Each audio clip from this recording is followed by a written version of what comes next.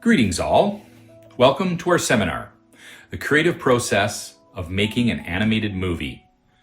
I'm Dan Hawes. I make animation, gaming, and virtual reality experiences for a living. I also teach university courses in gaming and creative management part-time and research techniques that optimize cognition within virtual reality learning spaces. Now, I plan to share the insights that I've learned over the past 25 years so that maybe you can create your own animated movie one day, or at least understand the process. As you know, this session is part of a virtual reality testing process. If you've already gone to the website and completed the consent form and short questionnaires, great. If not, please do that now, and we will be here when you get back. The course overview. To be clear, this is not a course on animation. Animation is part of the production process. This seminar will focus on the creative process that precedes production and is sometimes called pre-production.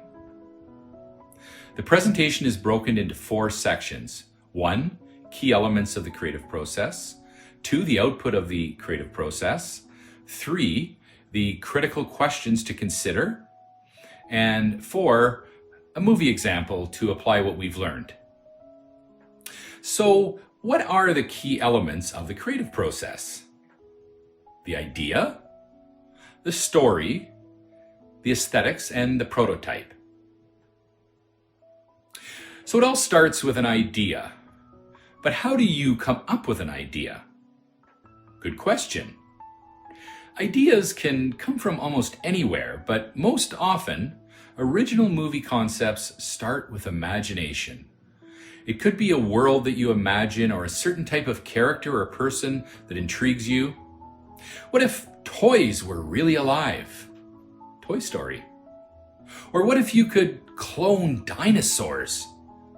Then you might think about a high concept for that idea, a simple, easy to understand problem or conflict that will capture the interest of potential moviegoers. Okay, imagine that an island was developed to showcase these cloned dinosaurs and create the most exciting advanced tourist attraction ever. What could possibly go wrong? Jurassic Park. Sometimes a movie idea is about a fish out of water, a character that is out of place and does not belong in that world. This concept is very common with comedy movies. Ratatouille is a great example of an animated movie that does this beautifully. A rat is the head chef of a 5-star Parisian restaurant. Elf is another fantastic fish out of water story. A 6-foot elf just doesn't fit in the elf world of the North Pole. With Fish Out of Water, by creating an outsider perspective with inherent challenges, we automatically feel and identify with that character. And there are lots of great gag opportunities when worlds and people do not fit together. Finally, you need to think about the character conflict that is created by the idea. In the case of Elf or Ratatouille, it's quite clear that just fitting in and being accepted will be a huge source of conflict and challenge. So, how can you build off that? The story. It's been said that the 3 most important elements of a movie are story, story, and story. Why is this? Well, probably for lots of reasons, but most importantly, stories help us create context and emotional connections. They entertain us. They educate us. They make us feel more human, allowing us to understand the nature of others' experience and help us realize that we're not alone. They make us better. So now that we have an idea, we need to think about the type of story we want to tell. Save the Cat is an excellent movie-making resource written by Blake Snyder and adopted by movie creators all over the world. In Save the Cat, he talks about 10 main movie genres. Instinctively, you probably recognize many of these genres. They seem straightforward. Snyder claims that almost all successful movies fall into one of these 10 genres. Here they are. Number 1, Monster in the House. Jurassic Park, Jaws, Aliens, and more recently A Quiet Place are all Monster in the House movies. There's a space you can't escape from and a major risk of a horrible death for all. Number 2, Golden Fleece. A Golden Fleece movie is generally characterized by 3 things: a road trip or journey, a team or buddies, and a prize that is sought. The hero or heroes take great risks, facing tremendous danger in their journey to secure a prize or achieve something spectacular or meaningful. Star Wars, The Wizard of Oz, The Nut Job, Up, and almost every heist movie ever made. They all use this formula. Number 3, Out of the Bottle. A wish, a spell, and a lesson. The hero initiates a magical process created through a wish. A spell is initiated and a lesson is eventually learned. The hero learns that magic is not the answer. The answer lies within. Aladdin, Jumanji, and Cinderella are classic out-of-the-bottle movies. Dude with a Problem, number 4.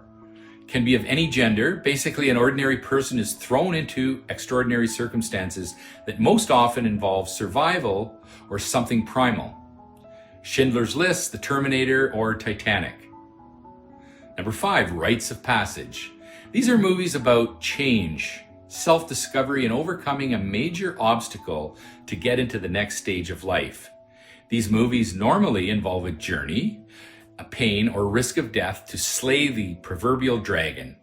As one might expect, How to Train Your Dragon is actually a rite of passage movie that uses a fish out of water character as well. Hiccup is an outsider from an insider's world. Moana and Frozen 2 are also rites of passage movies. These rites of passages are often based on common cultural mythologies, as explored by Joseph Campbell's The Power of Myth. More on Joseph Campbell shortly. Number 6, Buddy Love. There is an incomplete hero that is missing something and a counterpart that has those qualities, and a complication that makes things challenging and interesting. This is every love story or buddy story ever told. Toy Story, Finding Nemo, and Planes, Trains, and Automobiles. Number 7, Whodunit. Murder mysteries with a twist. Knowing who done it is interesting, but understanding why they did it, the motivation, is even more compelling. Knives Out, Clue, and almost every UK mystery movie are great examples. It's not that common with animated movies. Number 8, The Fool Triumphant. These are often fish out of water movies where the underdog wins the day. Wreck-It Ralph, Happy Gilmore, Elf, Bridesmaids, The Pink Panther. Number 9, Institutionalized. Locked away, the hero must adapt to a new environment, learn and grow. These movies are usually about groups where a choice is made and there's a sacrifice at the end. Adapt, die, or burn it down. Shawshank Redemption, Crazy People. Excellent classical examples. And finally, number 10, a genre we all love, superhero.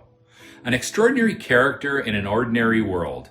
The hero has something special about them, a power, a talent, or even a mission to do good.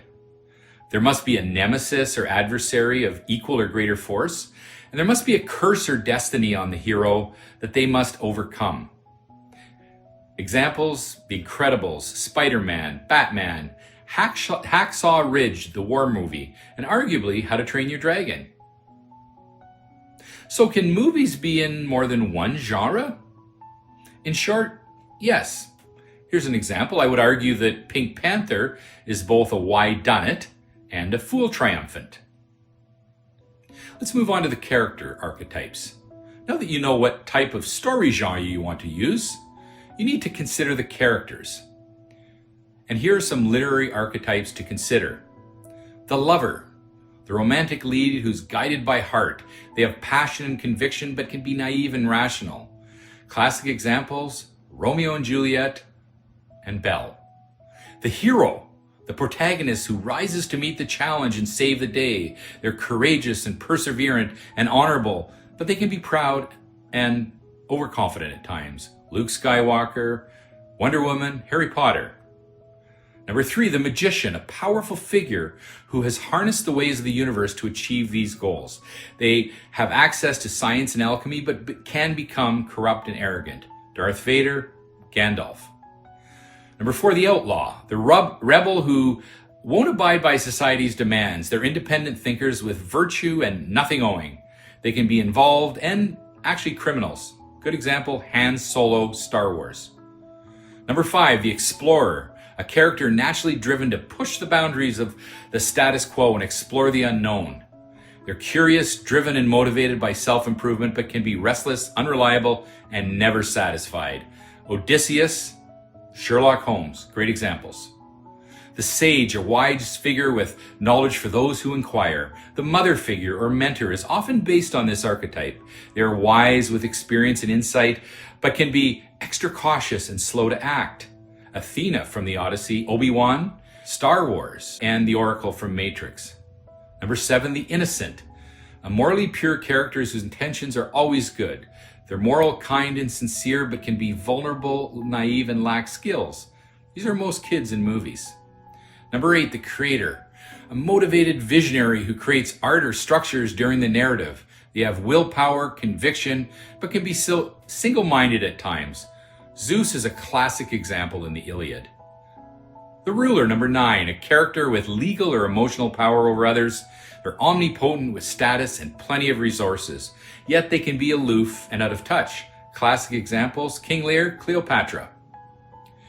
Number 10, the caregiver, a character who continually supports others and makes sacrifices on their behalf. They're honorable and loyal, but lack ambition and leadership.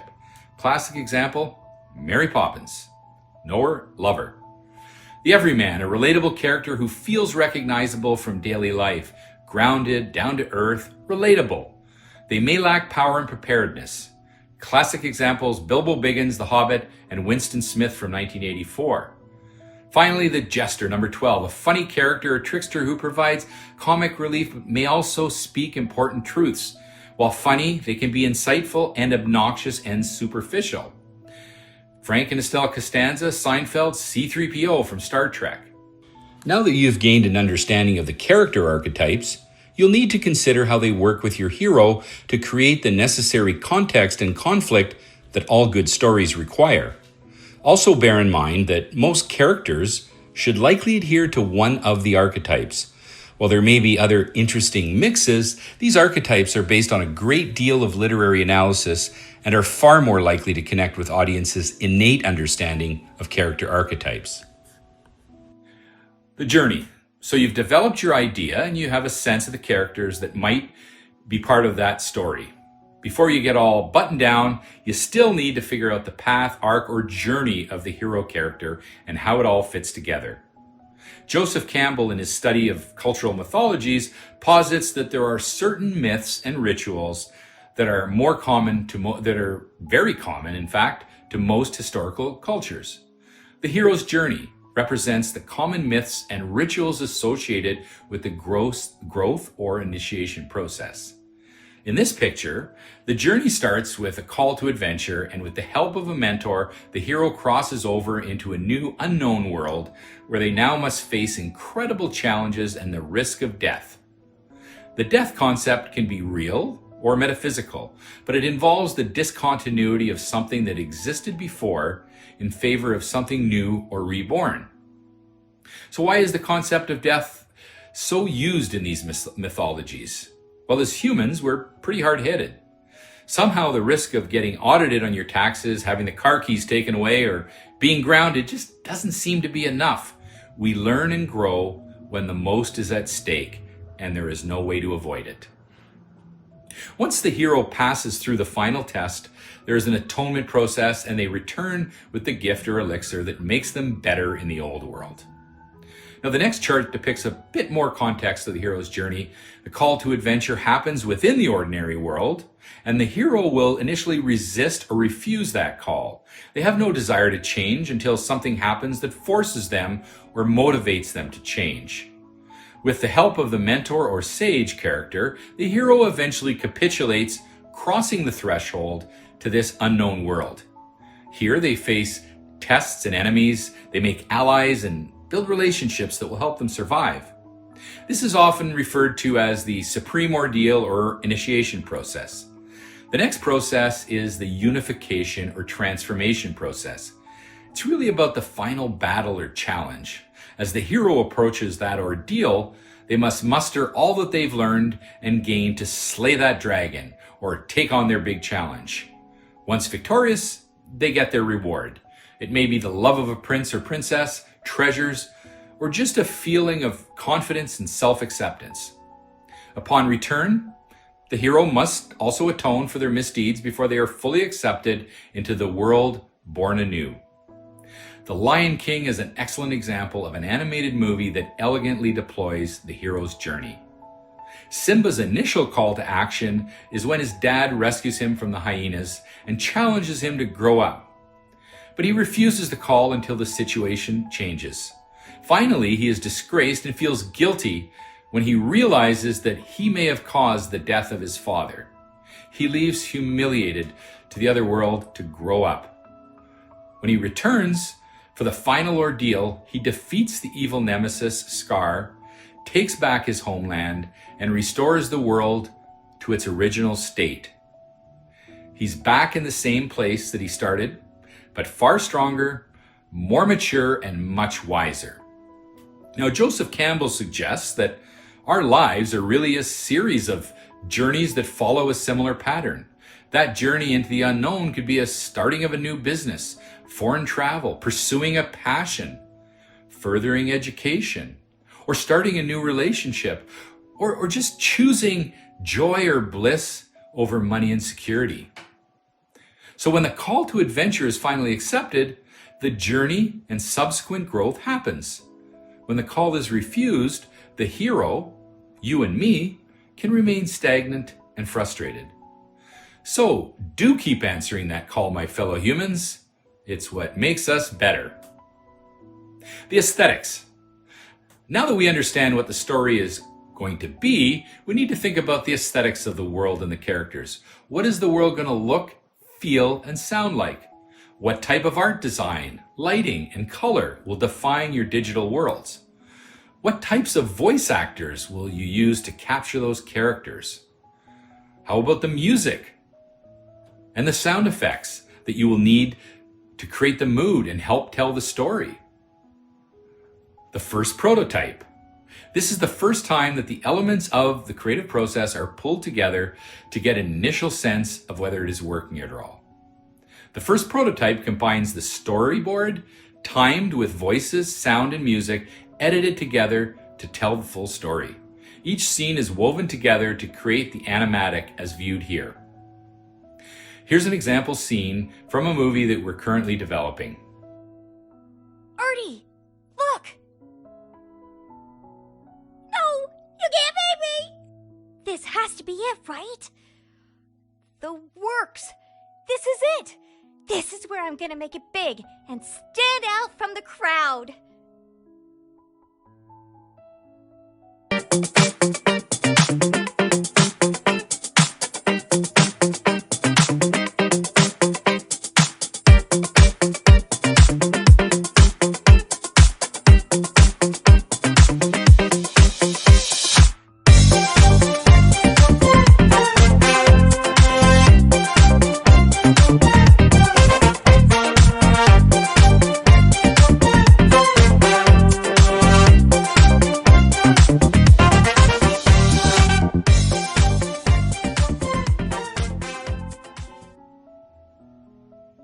So the summary of the creative process: the idea, the story, the aesthetics of the world and characters, and the prototype or animatic.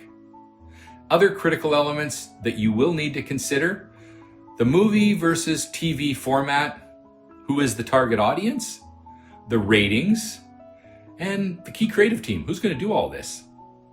Movie versus TV format. Movies generally have more at stake. They're longer and need to engage the audience for 90 minutes at least versus 22. The journey stakes and character arc is greater and the characters grow through their journey. TV shows have characters that remain the same or change very slowly over time. The target audience. Most animated movies strive for the Pixar four-quadrant approach. The movies are written and designed to appeal to old and young and all genders. These movies are for the whole family and are considered multi-layered. You often observe humor that adults would understand, but children would not, yet it does not diminish the child experience in any way. The ratings. G. That's for general audiences. All ages are permitted. PG, parental guidance, suggested as some material is not advisable for children. PG-13, it's PG but specifically suggesting that children under 13 should not watch. R, restricted, under 17 requires an adult guardian, and NC-17 only viewable by those 18 or over. All right, let's talk about the creative team. The producer, writer, and director roles. We'll start with the producer. The producer is often the source of the original idea. They may have imagined a concept, a genre, and may have a strong sense of creative direction. They may have a story they want to tell and are compelled to find a way. They're also thinking about what technology and process might be required and the business issues. How the heck do we pay for this grandiose idea? And how do we get our money back? Producers are most often meta-artists, bigger picture thinkers, but generally not experts in specific technical domains. Hence, they'll look to build a team of experts for each role. A producer will bring their two best friends in, that's their first order of business, to help develop the concept, the writer and the director. Let's talk about the writer. The writer may also be the source of the original idea. They may have written a spec script or pitched an idea, or they may just be hired for their skill based on another idea. The writer will produce the first script or written blueprint of the movie, and within this script they must flesh out the world, the characters, and the story arcs. They are the guardians of the story structure and the ones that make the characters come alive. We call this giving voice to the characters, and it is very critical to have a unique voice for all of the characters. The director. The director must use their imagination to visualize the world and the characters as described in the script. They are the storytellers. They frame the presentation and translate the written words into a visual experience. But most importantly, the director is responsible for creating the emotion and overall effect on the audience. No emotion means no success. Make them laugh or make them cry. The sin is to do neither. Like the producer, the director is bringing multiple disciplines together to create the best possible experience. Now, sometimes you hear about people that do it all. They write, produce, and direct. So can people do all of these roles? Yes, in some cases, the producer, writer, and director are all the same person, and in other cases, they may do two of the three functions. That said, in my experience, it is generally better to bring unique perspectives and different complementary skills for each function. The output of the creative process. So, what is the output that we need for our creative process to be complete so we can move into the animation production process? Well, we need a script and storyboards that visually present the script with pictures of the story for every few seconds.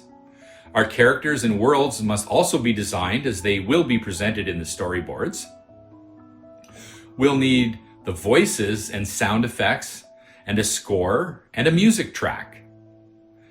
Most importantly, we need our first prototype. That is the output. We call this the animatic, the first telling of the story that brings all of these elements together. We need to figure out how much this is going to cost, and a production plan needs to be completed to move into the production phase. Finally, if the story and the overall experience appears to work well, we can likely proceed to the next phase. If it doesn't, we may need to revisit some or all of the processes we just presented. In most cases, it rarely works perfectly the first time, so prepare for multiple iterations of this pre-production process. An example movie. Brainstorming the idea. What if pizza was a real world, alive with the ingredients living and working together? And what if something dropped from the sky, something that just doesn't fit, like a pickle? A pickle on a pizza? That's crazy. And what if the pickle could sing like Celine Dion? So we can follow that pickle's journey as he tries to fit into the world where he just doesn't belong.